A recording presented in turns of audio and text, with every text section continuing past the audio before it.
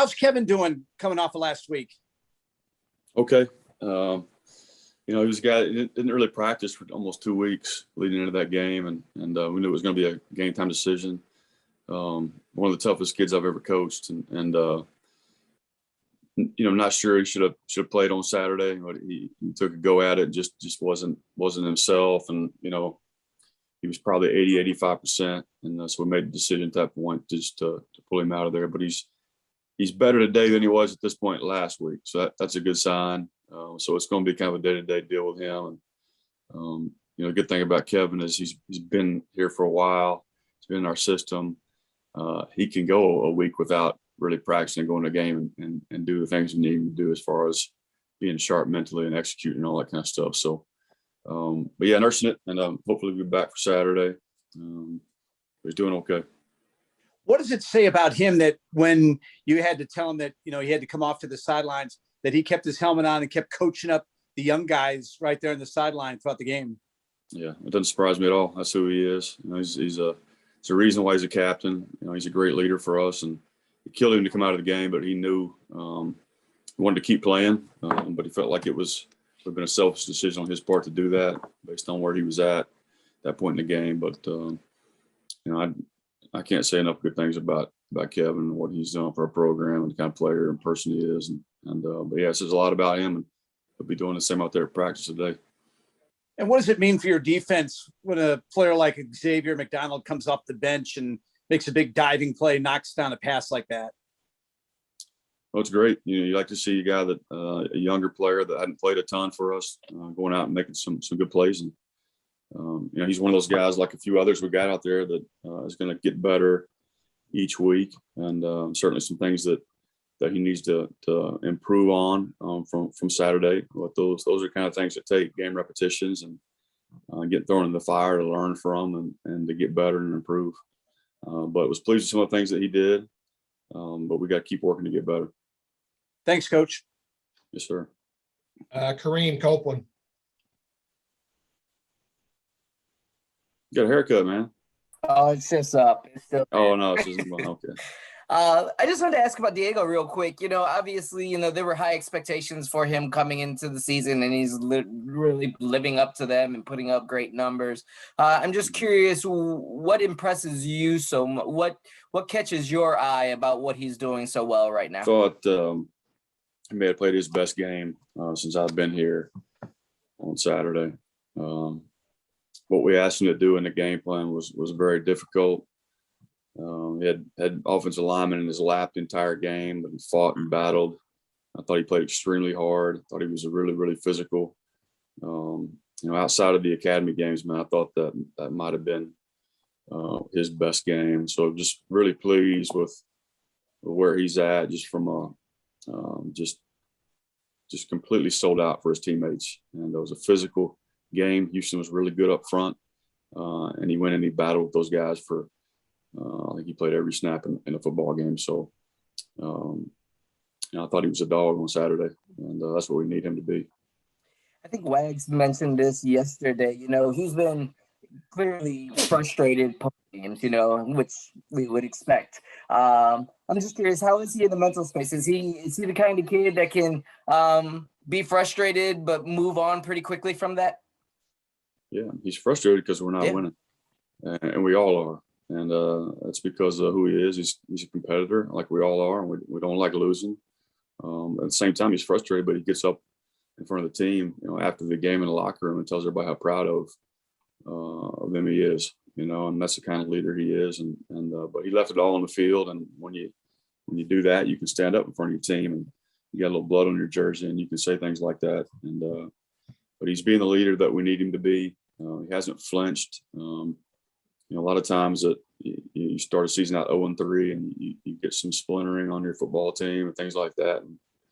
And we don't have any of that right now. And that's because of our senior leadership, with him being, a huge, huge part of that. So I couldn't be more pleased with how he's played and how he's led our football team up to this point. Cool. Quick and easy for me. I'll turn it over to Wags. Go ahead, Wags. Hello, Coach. Bill Wagner from the Baltimore Sun Media Group and the Capital Gazette newspapers. Strauss always tells me I have to do that. and I haven't been doing it, so I got scolded. No, you All didn't. right. Well, I did want to talk about the game plan a little bit because it was interesting, unique, and it worked. Three deep safeties, Brennan, Taylor, and John Marshall. What kind of tell me the reasoning behind that?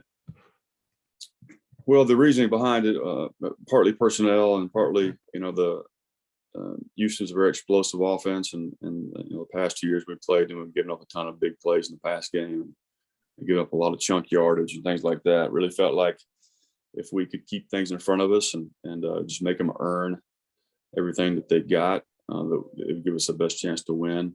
And unfortunately, during the course of the game, I made some calls and gambled a couple of times, and it bit me, and probably should have just kept doing what we were doing.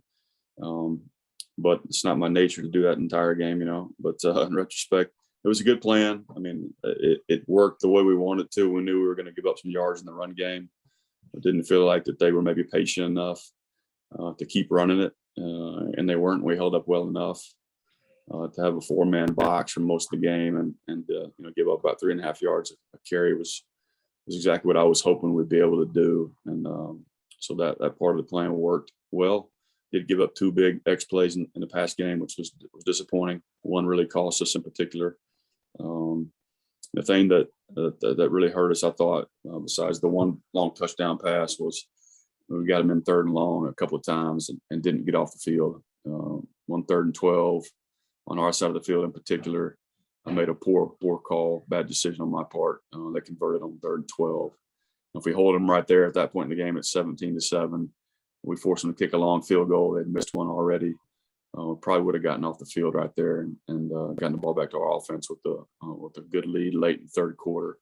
So that was a devastating play for us. And it's kind of been the way it has been with Houston. They've converted some 3rd and longs, but I didn't put us in the right call there. That's on me entirely. But I thought our kids played really hard. They executed the plan for the most part, and was encouraged by a lot of things.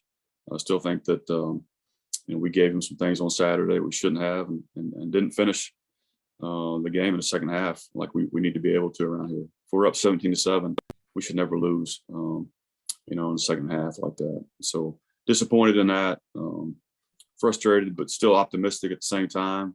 We've got a lot of good football in front of us. A lot of guys played on Saturday that haven't played a ton of snaps for us that played well. A lot of guys that are still growing and learning. And so the more we play, the better we're going to get. And I think our kids they're still determined. They're still together. They know what we need to get fixed. They know what we need to do to win ball games around here. And I'm encouraged about where we're at.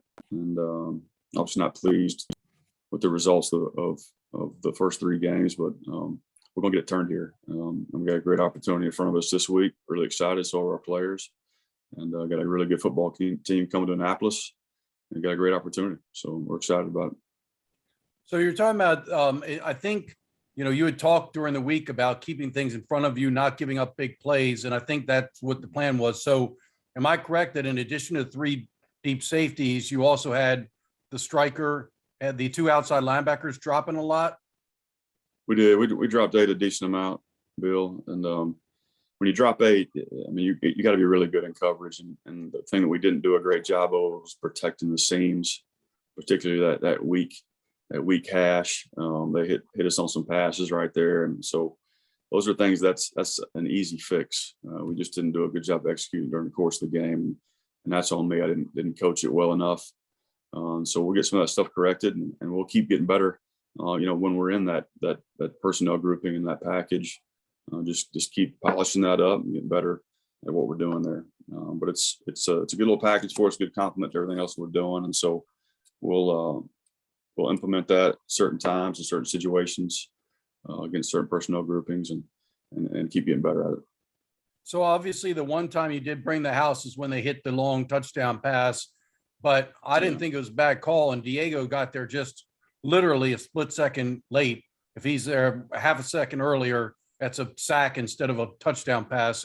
That said, how did Jones get so open? It looked like Taylor got caught flat-footed. Was that his man? Was he? Yeah, it wasn't. It was a combination of things like it usually is on a big play. It was the corner not overlapping. It was Taylor not getting a reroute and syncing with the route. It was the middle safety not getting over the top. It was three things that on that particular call, on that particular pressure and coverage that can't happen, and it did. But that's my fault. Didn't do a good enough job of teaching it. But yeah, we got there pretty quickly, which I knew we would. We were bringing 6, but we got to hold up better in the back end when we do that. And then I wanted to ask you about John Marshall a little bit. I mean, I don't know the last time I saw a guy play outside linebacker, cornerback, and safety in the span of 3 games. He's kind of like your, whatever you want to call it, utility knife, right? What can you talk about that and how rare that is? Yeah, well, I mean, you can do that with a guy that's really smart, which he is, and a good athlete, and he's 6'2", 210 pounds, and so he's got some position flexibility just based off his size and athletic ability, and when you got a smart player like that, you can put a lot on him. And obviously, him playing corner was an option deal, against the Air Force, which he won't be playing much corner anymore unless until Army probably, unless we keep having the kind of luck we've had with the injuries. But yeah, to play striker and free safety. In our system, we're 4-2-5, so those strikers really need to be able to have the same skill set that our free safety and our bandit do. He does, and so he can play all 3 of those spots athletically, and he's smart enough to learn all of them and know all of them. Have you had a guy in the past that you could do that with that had that level of versatility? Yeah, Jake Springer was the kind of guy like that you could put back deep, walk up and play striker, and we've got some guys that could do that mentally, like Kevin could do it. But he's not the taller, longer body type like John is. But so to have that combination of size and athletic ability is what we need more of, body type wise, and that's how we're recruiting now. Got some good long safeties coming into the program. Some are naps right now, so excited about that. But yeah, we need to recruit as many of those type of bodies as we can find. So the biggest thing with John is that he's just intelligent enough to, you say, John, your role this game is going to be this. I know that's not the position you practice at normally or have for the last couple of years, but this week we need you to do this, and he can execute it on a short notice. Yeah, to an extent, and it's just part of our new what we put in this spring and this fall, some of the 3 high safety stuff, and he's been doing that. So the good thing is he can rotate down and play the overhang position from the high safety spot. He's athletic enough to do the things that we ask those guys to do back there. Play an outside third or a half field or play quarters. He can do all that stuff. So he's had work on it. We didn't just start doing that last week. Bill had been working on it for a while, but yeah, he is the kind of guy that I could ask him, hey, you need to play bandit this week going to boundary, and it's a little different, but there's carryover in all those positions, as far as what we do technique wise and conceptually. But he does have the ability to play all 3 because he is really bright. So last on Marshall, I'm curious, what position group does he work with in practice? Well, if it's a game week where we're going to feature a lot of the nickel stuff, then he'll be in my room. If it's a game where we're going to be in base or regular most of the time, then he'll be with Coach Johns. So been in my room the last couple of weeks. Okay. All right. Well, I'll come back around later. Let someone else have a shot. Yeah. Oh, it's just 3 of us, so I'll make another pass through. Scott? Coach, what's impressed you the most about what you've seen from UCF so far? I think they're really, really well coached. In particular, just watching today, the O-line up front really, really well coached. The quarterback was a really, really good player. I know unfortunately for them, he's out. So just trying to figure out as much as we can about the backup, the 2 backups. I think we'll see both of them this week. But really good skill players, similar to Houston in that regard. I think probably have bigger at wideout. Probably have, Houston kind of had 1 or 2 guys they go to. They've got 3 or 4 that they can go to. Big tight end and do a lot of things with. Really, really impressed with the running backs. We got one big running back that runs really hard, and then to complement him, they've got a kind of a little speedster, tailback, scat back that they get in there too. So they go fast. They do a lot of things conceptually to stress you, and a lot of shifts and motions, and just another every week, man. It's always a challenge in this conference, and it's about to get even more so this week. When you talk about tendencies, do you look at any tendencies that might go back to the way the Auburn teams played for Coach Malzahn? Has he brought what he was doing there over to UCF? I think there's a little bit of carryover. To be honest, I've not really ever evaluated Auburn and really, sit down and watch their offense to game plan against or anything like that. So I couldn't speak to. I think they were a little more run heavy when he was at Auburn. So they're going fast. They're kind of doing the things that UCF has always done or has done as of late. Going fast, throwing it, running it, spreading it out, and RPO and all that. So I think they're very different than he was at Auburn. Although I'm sure he's carried over some of his concepts in the run and pass game, but I think they're quite a bit different. And finally, how does your defense respond to fast? Are they the type of group of guys that can really take something, move it quickly, and get up and go? I'm sorry, I'm not sure I understand your question. Well, they move fast. They're getting up to the ball, getting off the ball. Do you have the type of guys that can really react quickly to the situation? Yeah, I think so. Marshall went really fast. We had a little bit of trouble in the opener, getting lined up a couple of times. We worked on that. But it's always different when you get into a game. And so at least we've seen that, and we've corrected some of those communication issues and things like that. So we'll be prepared for the tempo. I'm sure we'll see it, especially after they have a positive play. So, but they go lightning fast now. They get up the ball quick, and so it's important that you have a few calls that you can get lined up in, and guys don't have to make a ton of checks, which is the whole purpose of tempo, to kind of simplify what you do on defense. But at the same time, we still need to keep some aggressiveness to what we're doing, and so we'll be able to do both. But we don't want them to dictate, what we're in defensively. But at the same time, you got to make sure you can get lined up. There's not a ton of checks and communication that has to occur. So part of that's on me as a play caller to make sure I get the call in quick, give them something simple, and we've got a bunch of one-word calls that we can execute really quickly. So the ideal is to beat them on the football and be waiting on them, as opposed to looking at the sideline when the ball snapped, which you see other teams doing against them a lot. Thanks. Yes, sir. Kareem? I got one more. I know this is probably a bit of an odd question for you, Brian, considering this isn't your side of the ball, but I'm just curious. I want to ask you about Xavier R-line. Is there anything that catches your eye, just the way he carries himself around the team, considering he's such a young guy who has faced a lot of adversity in his first 2 years from being in and out of the lineup, and guys can, some guys can react pretty negatively to that. I'm just curious, as you're watching, as a guy who's, still in the room, if anything about the way he carries himself has caught your eye. Well, I think he carries himself like a quarterback. I think he's, for a young guy, a really good leader over there. I think he's, what I do know about Xavier, I know he's a competitor, and he wants to win, and he's willing to do whatever he can for his teammates to win games. And and I know that he's going to give everything he's got, and he's going to continue to get better and better each week. The more experience that he has and the more comfortable he gets back there, the better we're going to be on offense. But yeah, I think he carries himself like you want a quarterback to carry himself. Never gets too down, but he's a competitor, and you see him get frustrated when he's not having success, but it doesn't affect the way that he plays, from my perception. So no, I'm glad he's our quarterback, and he's going to continue to get better and better. Appreciate it. Wags. So with regard to the safeties, first of all, the Gibbons kid, does he not pronounce his name Evan? It's Eaven. Eaven? Yeah, there's Okay. Eaven, I believe is the way it's spelled. I struggled with it for a while. He's corrected me multiple times, but I just call him Gibby. That's the easiest thing to do. Gibby.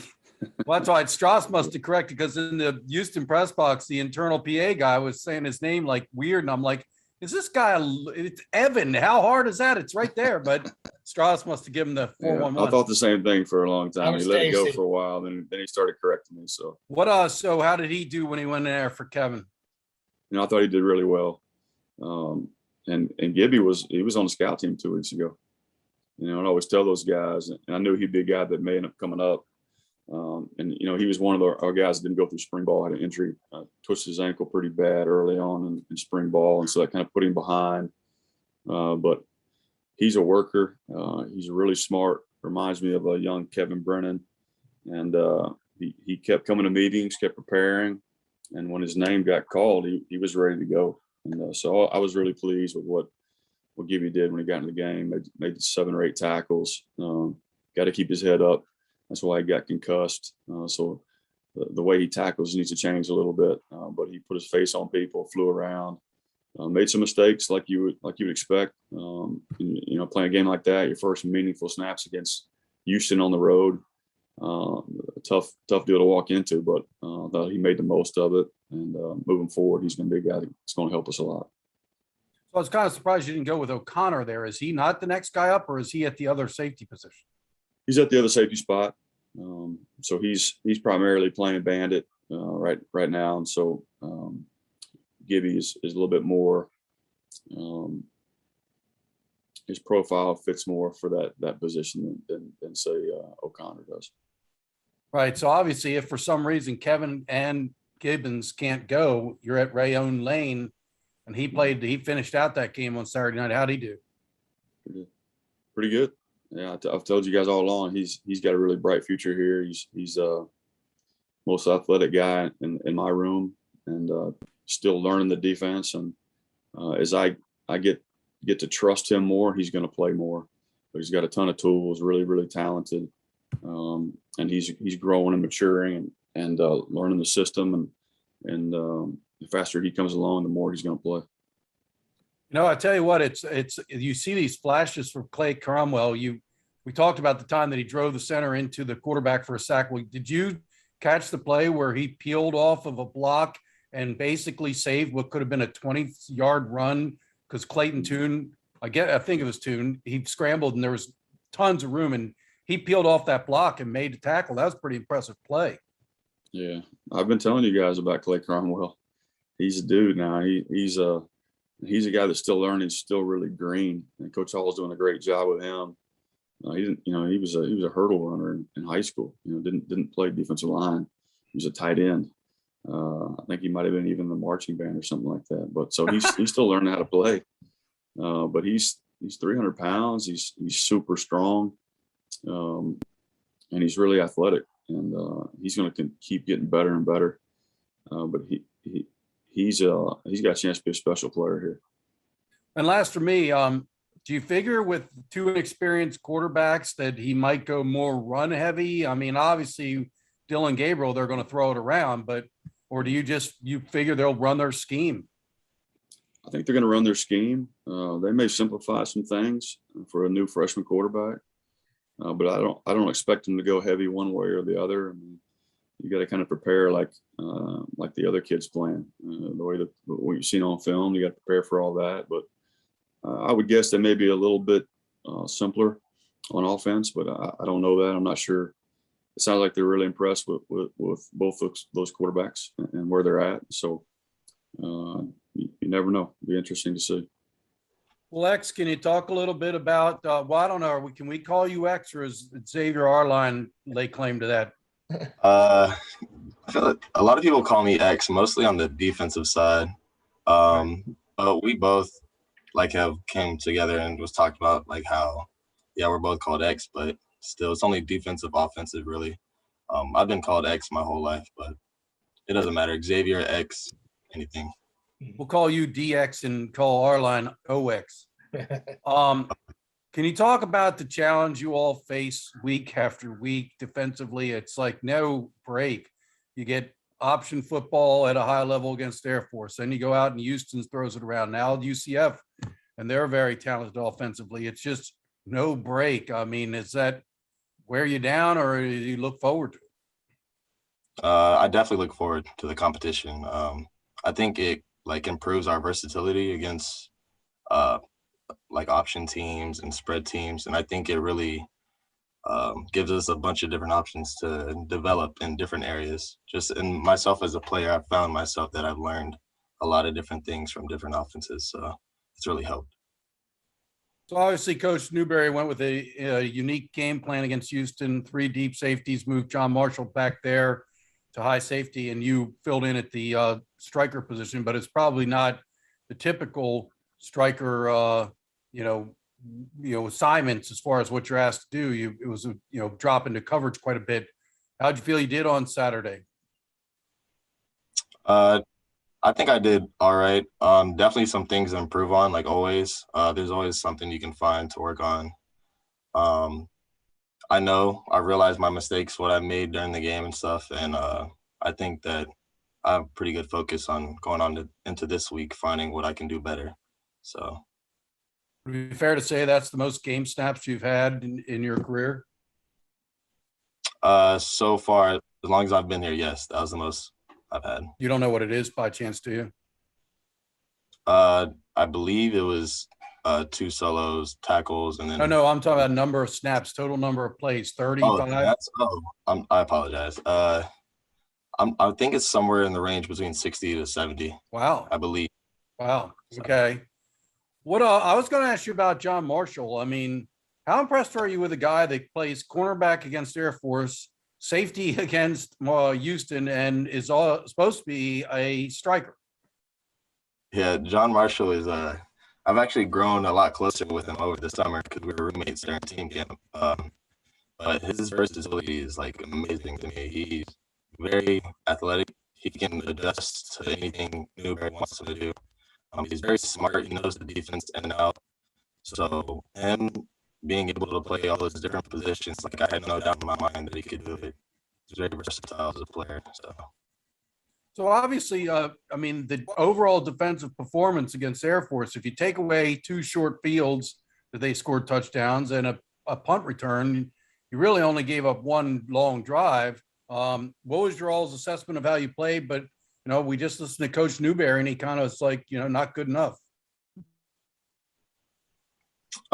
Yeah, we had some unfortunate events happen during that game, but I think as a defense, we still looked at ourselves and realized, yeah, we did good, but we could always do better.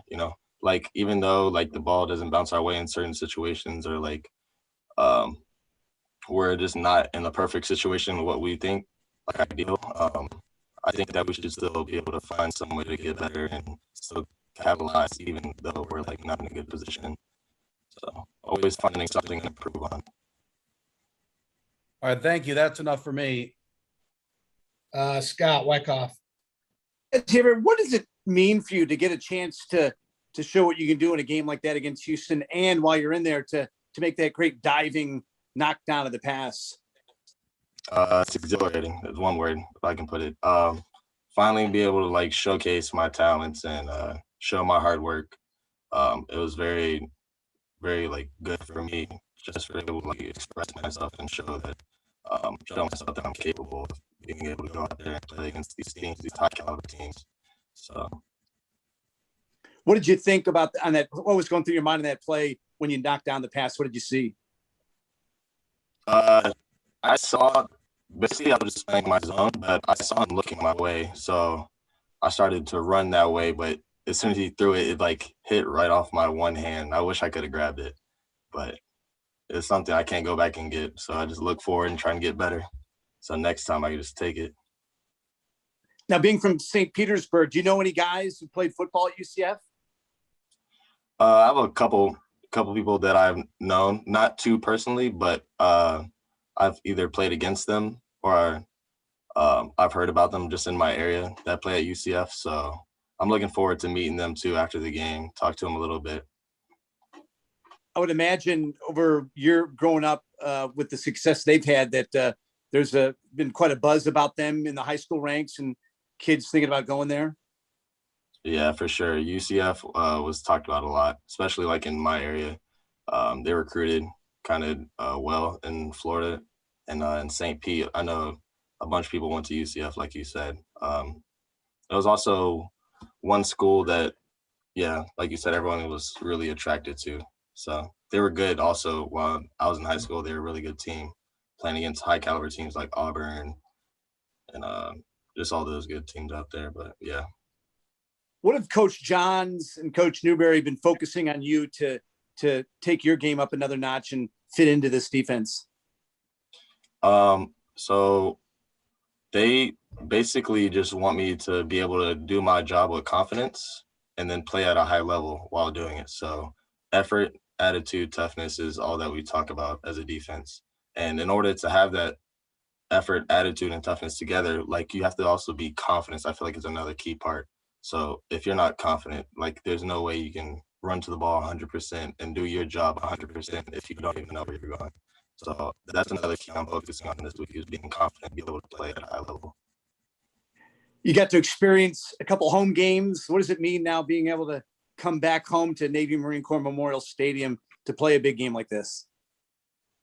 Yeah, Navy Marine Corps is it's definitely a unique experience playing for the Navy. I know after the first couple home games, it was very quite emotional for me. Just even though I wasn't playing as much, it's still very emotional going out there, going on the field, seeing the crowd, the brigade behind us, just screaming for us every play. I think it's a very unique experience, once in a lifetime. So I'm looking forward to this weekend. Thanks a lot and good luck on Saturday. Thank you. Bill Bergman. Xavier, I think this is the first time we're talking to you. Just what you want the fans to know about you, your style of play out there. As me, I'm a very chill person, in person, but on the field, very locked in, focused. Every play, I'm looking to do my job and dominate and show that I can be that playmaker that everyone wants or needs out of a team. So that's my number one goal, is just to be that person, and try and be that great teammate for my other teammates and show them that I'm going to put everything I can out there on the field, no matter what. You put on 16 pounds this offseason. How was that process, putting on that much weight? You feeling a lot stronger and faster out there with all this added muscle? Yes, I am. I know Coach Fitzpatrick, our weight coach, was really harping on trying to eat right, get bigger, stronger, faster for the new season. So that's something I really focus on in off season. And that's something I'm looking forward to keeping and maintaining throughout the season, not trying to slack. So. And lastly, from me, you had offers from a lot of other programs. What made you pick the Naval Academy? What made you want to play football here? It's funny, I actually get that question a lot. So my why is to why I picked this school is because of my future. I was looking at it as what would I do when football is over? What would I have after that? And I wanted to make sure that I have a future.